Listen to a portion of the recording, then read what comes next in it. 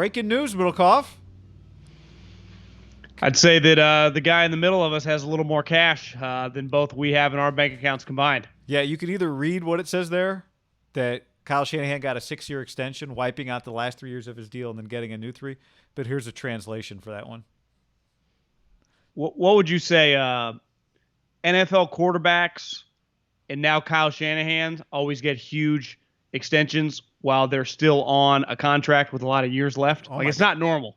Do quarterbacks sign with 3 years left? Their agents No. might be like, unless the deal's bad. Yeah, I'd say 2. But if the This deal's might be an bad, the outlier. team, because maybe I'm crazy. Who's the last quarterback to hold out? I don't think there has been one in a while. Not many guys. You'd have to hold out to get paid 3 years early. Yeah, I don't remember a lot of coaches. Now, granted, Andy's in his 60s. Bill's really old. Sean Payton just has rollover, but 6-year contract, and now basically get a second 6-year contract. That is a guy that doesn't happen for players. I mean, in any sport, let alone coaches. Well, first of all, in the NFL, 6-year coach contracts are guaranteed contracts, unlike NFL 6-year contracts, right? That's the first thing to point out. Yeah, that's a good point. So, again, it's not that he's under contract for 12 years. It's now you get 9 years of Shanahan. But, man, before we get any further, just a reminder to subscribe to this channel. Like the video. Also, check out our podcast. We'll be talking, I'm sure, a lot about Kyle throughout this week as well on that podcast. So subscribe to that, boy. Content coming at you left and right, all different angles. Kind of like Kyle Shanahan's direct deposits. From all different angles. How about, did you see this tweet from Cam Inman, who covers the Niners? Shanahan's the first Niner coach to sign an extension in 20 years. And I don't know what's crazier about this list, John, that there's been that many coaches in 20 years or that Mooch is the last one to sign an extension. Yeah, it's probably it is Mooch because they did have a 3-year run. I know he coached for 4 years, but his 3 years, I mean, he went to 3 straight NFC championships, went to a Super Bowl. Like, there's no disputing that Jim Harbaugh's first 3 years, now they're not apples to apples. Jim inherited a much more talented team, right? It's not really comparable from a roster standpoint. But his first 3 years, 3 NFC championships, 5 playoff games, wins. I think 4 were on the road. And, again, Jim's crazy, and Jed was probably a little immature at the time. It didn't work out. But the other guys, to me, Tom Sula, Erickson, Nolan, these guys aren't high. Singletary. Mike Singletary guy, I don't know if you noticed during Corona, he got fired from being a high school head coach. He was a high school head coach. They relieved him of his duties. Chip, while he did get rehired, hasn't gone that well. Yeah. No, but the Harbaugh, so to your point, you can remove Harbaugh from this list, but also he's included in that it went well once, and they couldn't even make that work. So congrats to everybody for making this work. Remember, part of his was, I think, after the Super Bowl, he had this big draw line in the sand about this enormous extension, and it just got contentious fast. And, again, I'm pro Harbaugh, at least to the last couple of years of Michigan. Not the easiest guy to deal with. And, probably it all worked out big picture, though the transition from Tom Sula to Kelly to get to where we're at now was really, really ugly post-Harbaugh. So Jed should just he can't be any happier that he has Kyle Shanahan. Hence why he's just got another extension on top of – he had 3 years remaining on his deal. It's not like lame duck coach. Yeah. Right? Well, I mean, as crazy as it is to say after everything you said about Harbaugh, you could argue, I would argue, and it's a little easier to argue because that team didn't – if the Niners had won the Super Bowl, you couldn't even make this point with a straight face, but I'll make this point with a straight face.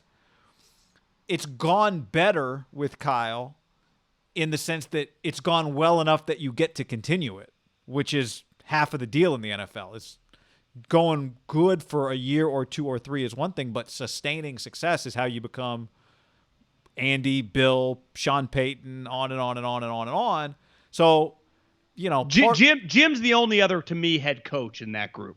Like Chip Kelly's probably his last year at UCLA. NFL, I don't think it is, but NFL head coach in our Yeah, he'll never be an NFL head coach. That's fair. You're right. It could be weird. Who knows? UCLA is a weird school. But those other guys are again, Singletary fired high school, but I think it's fair to say, and granted it was after one great season, and it was that great until the final 5 minutes. Great.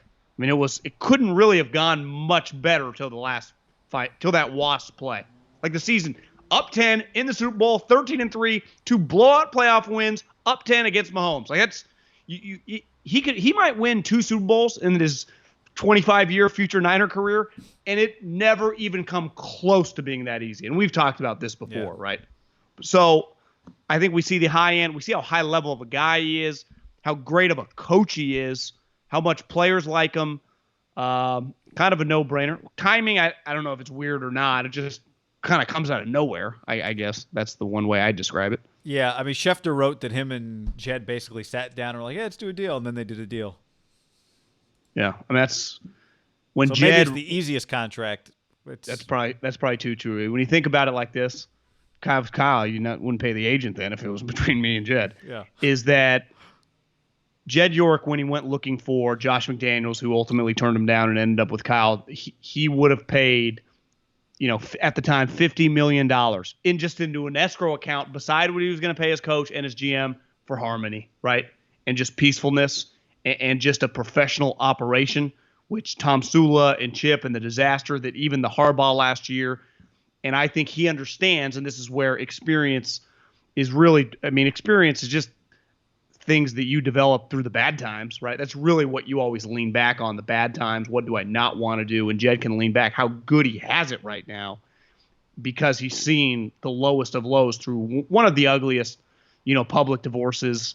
When you say in pro sports, any, basketball, baseball, football, the last decade. I mean, Kyle, his dad sued a team, right? But I'm talking in recent, the last 10 years.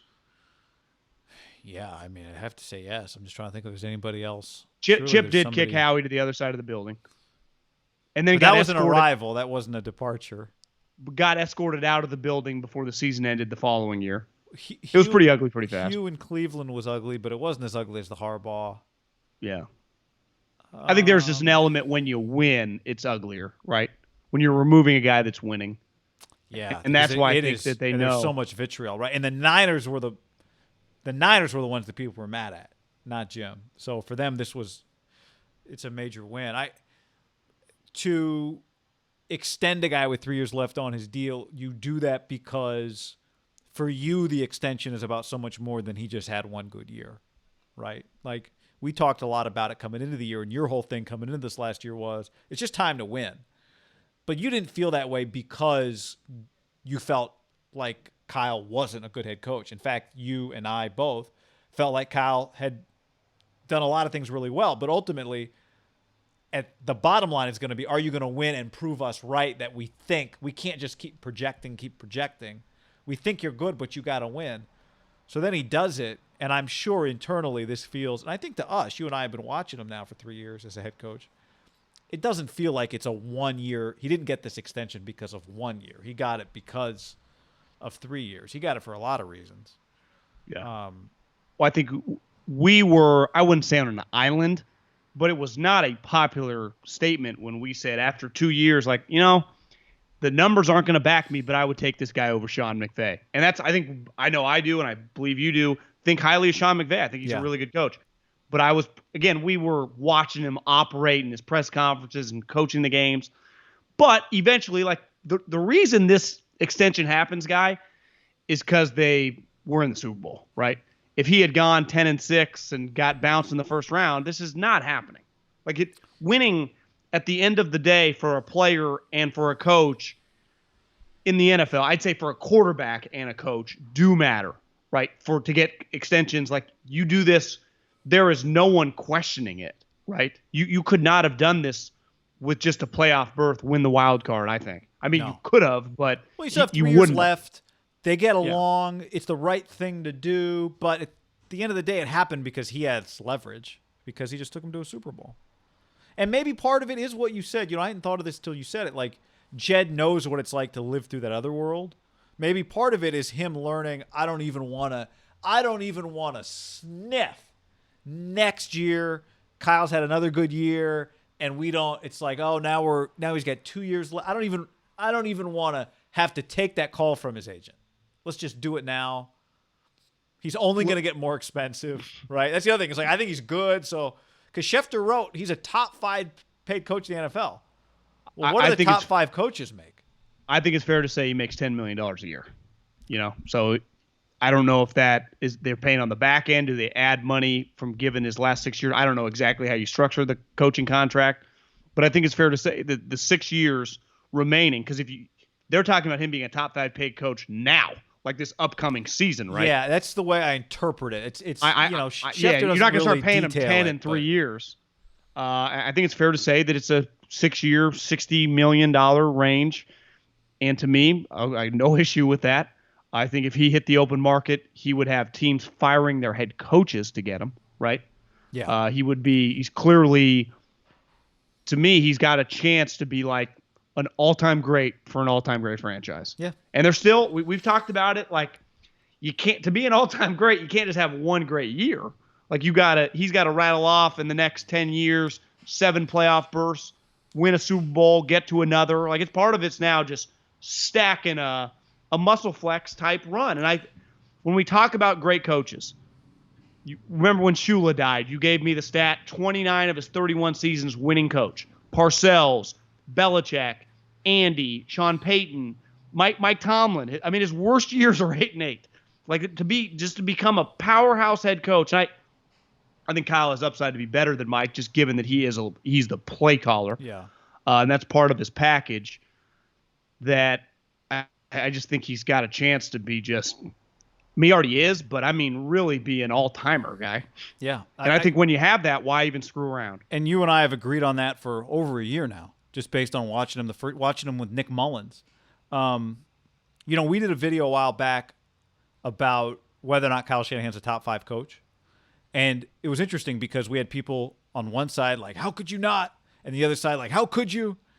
And if you didn't see that video, the basic of that video was it's hard to put his resume to rank him. If you were to just rank coaches right now, it'd be hard to rank him top 5. He's close. But with the resumes that some other guys have, when you really look at Mike Tomlin's resume, it'd be hard to rank him top 5. But that's different than saying if you had a coach draft right now, he would go ahead of Mike Tomlin. He would go ahead of John Harbaugh. He would be a top 5 pick. So they are if he's paid like a top 5 coach, it's appropriate because, like you said, that's if all the coaches hit free agency, what do you think the draft order would be? You could argue, but let's not take age out of it. Okay. Because if you include age, would you be crazy to take Kyle Shanahan number 1? I think Andy being 60, you go, I get 10 more years. But yeah, I mean, if you just wanted to, what if I get Kyle for 25 more years? I mean, right? You're being right? You might just say, look, no coach is lasting 15 years one place, so I'll just take the guy who's going to give me 10. Yeah, you could argue that.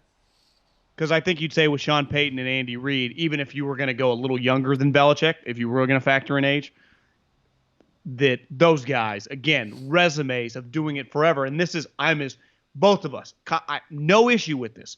There is an element now to live up to the contract, right? I mean, part of paying Jimmy, paying Carson Wentz, paying Russell Wilson. Once you get paid as a player, we talk about it as players all the time. We don't typically do it for coaches because most times, like Andy Reid gets an extension. Of course he does, right? Sean Payton extend. Like his extension is a little unique, guy. I bet if you and I did like a deep dive, if we were worked in an NFL organization, and I was the GM, or you were the GM, I was assistant GM, or I was GM, you said whatever. I said, let's do a study.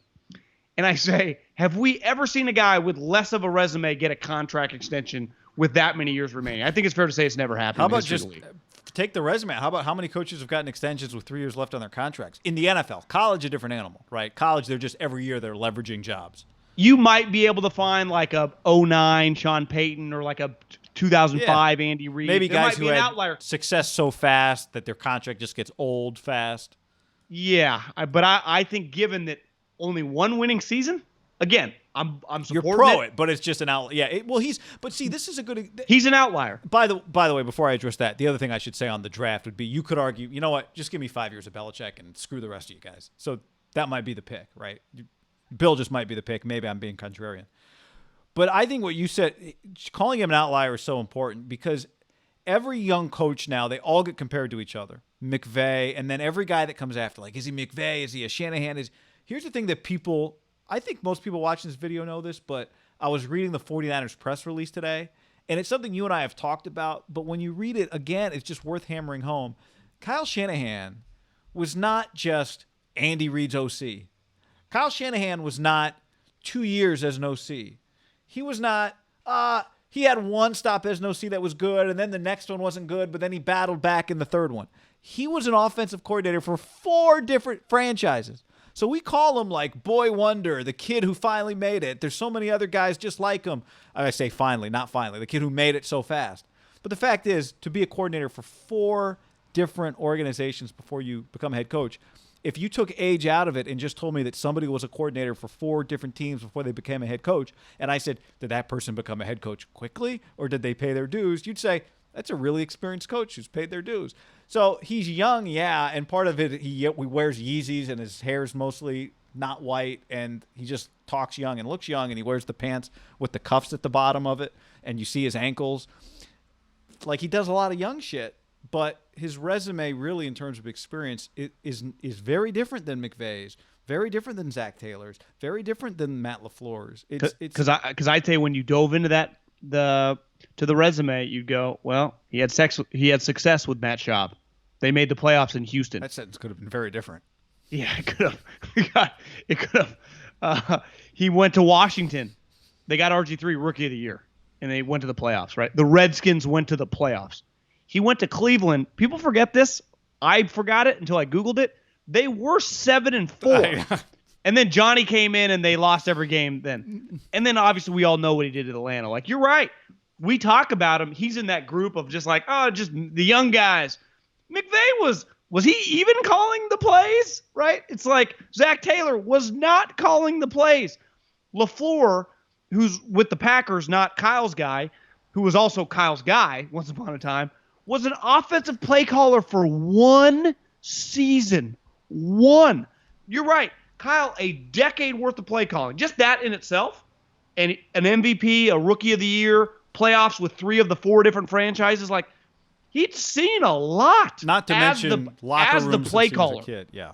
As the play caller. To me, that's real like experience. Not, yeah, Mike Son. How do we measure what it was like as a kid to be in a locker room? We're not talking about that. I actually think that hammers home where he differentiates from the other guys is like, think how many different type players he's coached up to different schemes for different game plans and the way the sport of the NFL works.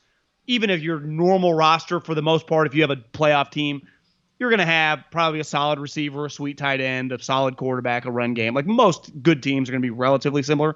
But if you're a play caller for 10 years throughout the seasons, and as the year goes, injuries are inevitable. You're going to lose a guard. You're going to lose your star receiver. Your quarterback's going to go down. You're going to be on your 4th running back. Like, that's one thing that he's not really going to be. He's seen it all. Literally, and the Redskins and the Browns, those probably 4 or 5 years, whatever the total was pretty crazy.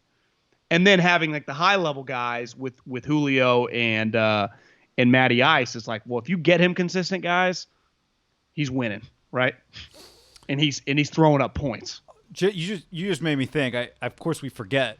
We shouldn't have forgotten this. But McVay it makes perfect sense, right? He had 3 years left on his deal when he signed an extension. His was a 5-year, not a 3-year, not a 6-year. But I think he was also really, like, Kyle got some money. Sean might have been one of the lower paid coaches, given how young he was and limited experience. Like, they might have got him for like Tom Sula money, which sounds weird now, right? Because what we know of Sean McVay, but at the time, it was Sean McVay's hiring relative to Kyle's hiring was way crazier, right? Yeah. Yep. We'd been talking about Kyle for a couple of years. But I think the other part of that is, and like you said, we both think highly of Sean McVay. We don't think, quote unquote, the league's figured out it's over for him.